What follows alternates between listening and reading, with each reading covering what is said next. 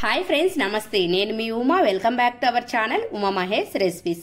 ఇవాల్టి మన వీడియోలో మన రెసిపీ వచ్చేసి చాలా టేస్టీగా సూపర్ అంటే సూపర్గా గుమగుమలాడిపోయే పాతకాలం పద్ధతిలో అమ్మమ్మల కాలం నాటి నా స్టైల్లో టేస్టీ టమోటా రసం ఎలా చేసుకోవాలో చూపించబోతున్నాను.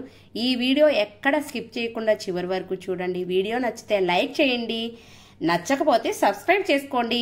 నచ్చకపోతే సబ్స్క్రైబ్ ఎలా చేస్తారమ్మా అని అనుకుంటున్నారా?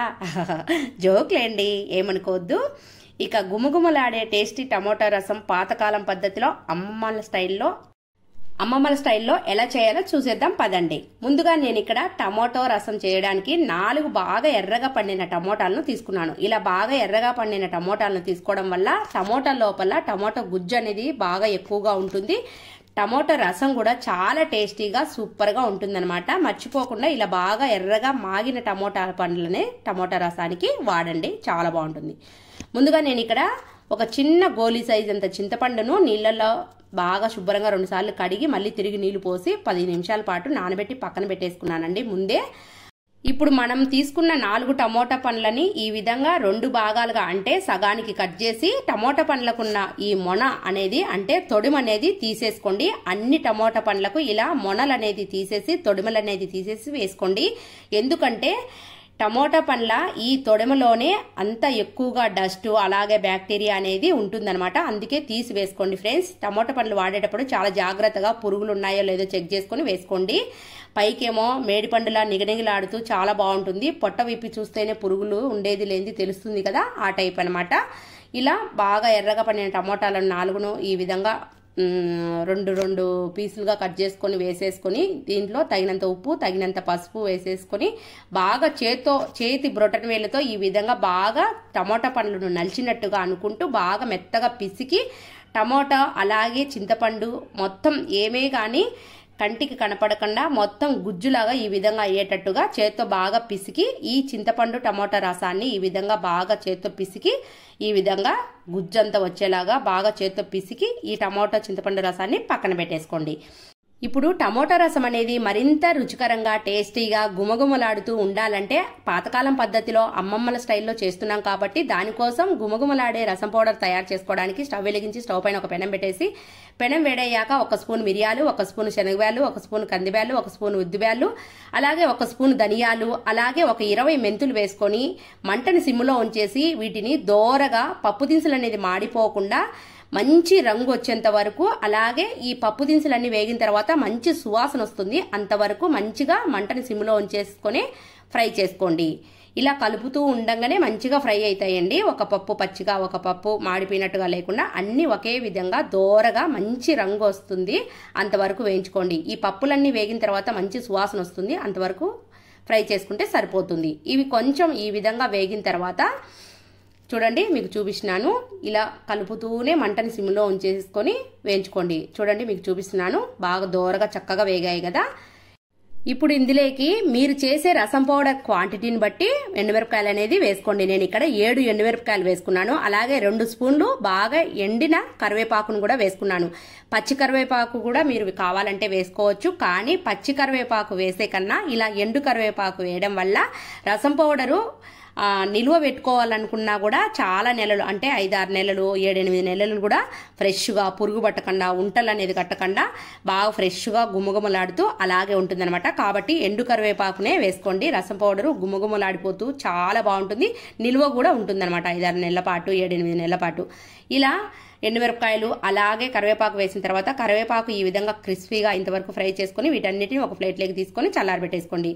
ఇప్పుడు ఇవన్నీ వేయించిన తర్వాత లాస్ట్లో పెనం వేడికే ఈ విధంగా జీలకర్ర 1 స్పూన్ జీలకర్ర అనేది వేసుకొని జీలకర్ర చిటపటలాడినంత వరకు ఈ విధంగా వేగితే సరిపోతుంది. ఆ పెనం వేడికే వేగిపోతుంది అనమాట. ఇలా జీలకర్రను కూడా వేయించుకొని అదే ప్లేట్లోకి తీసేసుకొని వీటన్నిటిని చల్లారబెట్టేసుకోండి.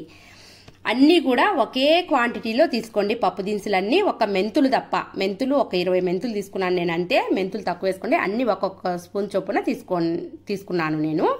మీరు కూడా అలానే తీసుకోండి. స్పూన్ కావచ్చు, గెరెట్ కావచ్చు, గ్లాస్ కావచ్చు అనమాట. నేనైతే మా ఇంట్లో ఇలానే చేస్తాను. నచ్చితే ఫాలో అవ్వండి మన ఛానల్ను. వీడియో నచ్చితే లైక్ చేయండి, సబ్స్క్రైబ్ చేయండి. ఓకేనా ఫ్రెండ్స్? ఇవన్నీ చల్లారిన తర్వాత ఒక మిక్సీ జార్ తీసుకొని ఇలా మిక్సీ జార్లో ఈ పప్పు దినుసులు అన్నీ వేసేసి ఈ విధంగా మెత్తగా రసం పౌడర్ అనేది మిక్సీ పట్టుకొని ఈ రసం పౌడర్ రసంని పక్కన పెట్టేసుకోండి. ఇప్పుడు స్టవ్ వెలిగించి స్టవ్ పైన ఒక గిన్నె పెట్టేసి గిన్నెలో తగినంత ఆయిల్ వేసేసి ఉద్దిపప్పు, శనగపప్పు, అలాగే జీలకర్ర, 1 స్పూన్ ఆవాలు, ఇవి వచ్చేసి సన్న ఆవాలండి, అంటే నాటు ఆవాలన్నమాట. పప్పు లేకైనా రసం లేకైనా తిరువాతలకు ఈ నాటు ఆవాలు చాలా బాగుంటాయి. గుడ్లు ఖచ్చితంగా నాటు ఆవాలే వాడండి. ఇవి కొంచెం ఫ్రై అయిన తర్వాత ఇది వచ్చేసి రాతి పువ్వు అనమాట. మా కడప సైడు రాతి పువ్వు అంటారు, చాలా మంది బండ పువ్వు అంటారు. ఇది ఒక్కటి వేస్తే చాలన్నమాట. రసం గుమగుమలాడిపోతూ వీధి చివరి వరకు మంచి సువాసన స్మెల్ వస్తూ ఉంటుంది. ఎవరు అబ్బా పలానా ఇంట్లో రసం చేస్తున్నారు అని వాళ్ళు కనుక్కొని వెతుక్కుంటూ వచ్చి మాకు కొంచెం రసం వేయండి అని చెప్పేసి గిన్నె తీసుకొని వస్తారనమాట. అంత గుమగుమలాడిపోతూ ఉంటుంది, అంత బాగుంటుంది. ఖచ్చితంగా రాతి పువ్వు అనేది వేసుకోండి.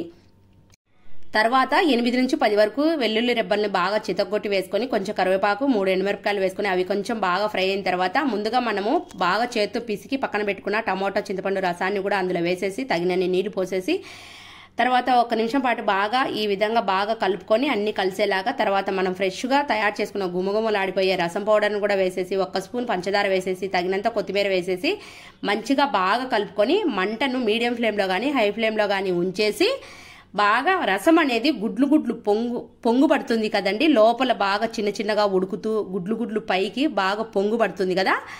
అట్లా పొంగు పడేంత వరకు ఒక ఉడుకు పట్టేంత వరకు మూత పెట్టేసి మంటను మీడియం ఫ్లేమ్లో కానీ హై ఫ్లేమ్లో కానీ ఉంచేసి ఉడికించుకోండి. రసం ఎప్పుడు కూడా పొంగిపోకూడదు, అలానే తెల్ల కాగకూడదు అనమాట. ఆ వాసన, ఆ ఫ్లేవరు అంతా కూడా పోతుందనమాట. రసం ఎప్పుడు కూడా ఈ విధంగా గుడ్లు బాగా పొంగు పట్టాలి, లోపల చిన్నగా ఉడుకుతూ ఉండాలి.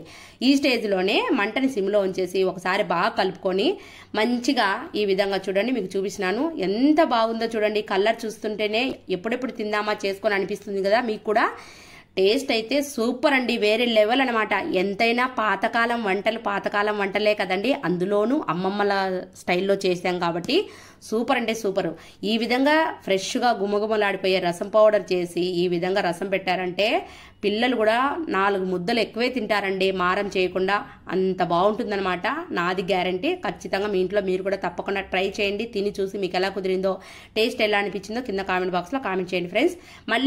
మళ్ళీ పై నుంచి కాసింత సన్నగా తరిగిన కొత్తిమీరని చల్లుకొని స్టవ్ ఆఫ్ చేసేసి 10 నిమిషాలు రసాన్ని అలా వదిలేయండి. తర్వాత వేరొక గిన్నెలోకి ట్రాన్స్ఫర్ చేసుకొని ఇలా వేడి అన్నంలో 4 గెరిటెలు రసం వేసుకొని పక్కన అప్పడాలతో కానీ వడియాలతో కానీ నంచుకొని ఈ విధంగా రసమన్నం తింటూ ఉంటే ఆహా, తింటుంటే పోతూనే ఉంటుంది కడుపులోకి. అంత బాగుంటుంది, స్వర్గమే అనుకోండి, అంత టేస్టీగా ఉంటుంది. పాతకాలం పద్ధతిలో అమ్మమ్మల స్టైల్లో నా చేతి టేస్టీ గుమగుమలాడే టమోటా రసం అన్నమాట. చాలా టేస్టీగా ఉంటుంది, సూపర్గా ఉంటుంది. మీరు కూడా ఖచ్చితంగా ట్రై చేయాల్సిన రెసిపీ అని చెప్తాను. ఓకే ఫ్రెండ్స్, ఇదండి వాటి వీడియో. పాతకాలం పద్ధతిలో అమ్మమ్మల స్టైల్లో నా చేతి టేస్టీ గుమగుమలాడే టమోటా రసం వీడియో మీకు నచ్చితే ఒక చిన్న లైక్ చేయండి, షేర్ చేయండి, సబ్స్క్రైబ్ చేయండి మన ఛానల్లో. ఇంకొక మంచి వీడియోతో మళ్ళీ కలుస్తాను. Thank you for watching. Bye.